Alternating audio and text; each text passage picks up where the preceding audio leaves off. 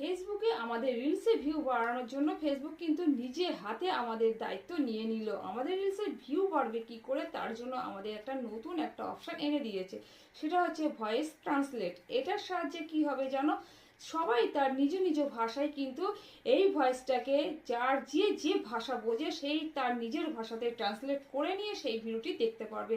আর এই ভিডিওটি দেখার জন্য আমাদের রিলসের কিন্তু ভিউ বেড়ে যাবে, বাড়বে রিচ, বাড়বে এনগেজ।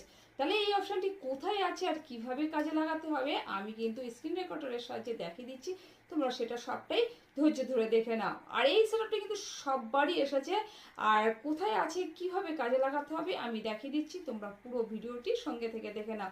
আর ভিডিওটি কেমন লাগছে তোমাদের অবশ্যই কমেন্টের মাধ্যমে জানিয়ে দিও। আমার আইডিতে চলে এলাম, আসার পরে প্লাস কনে ট্যাপ করব, করার পরে রিলস ট্যাপ করব। ট্যাপ করার পরে আমি একটা শর্ট ভিডিও নতুন একটা ফটো নেব, আমি ফটো নিলাম, ভয়েস যাতে না আসে সেই জন্য নেক্সট করব। নেক্সট করার পরে আমি ক্যাপশন হ্যাশট্যাগ যা যা দেওয়া দিয়ে নেব। নেওয়ার পরে আমি যা যা অপশান অন করার করে নেব। তারপরে আমি কি করব, ট্রান্সলেট, এই ভয়েস ট্রান্সলেট এই অপশানটিকে আমি ট্যাপ করব। ট্যাপ করার পরে আমি আবার ভয়েস ট্রান্সলেট এই মেটা এআই এই অপশানটাতে আবার আমি অন করব।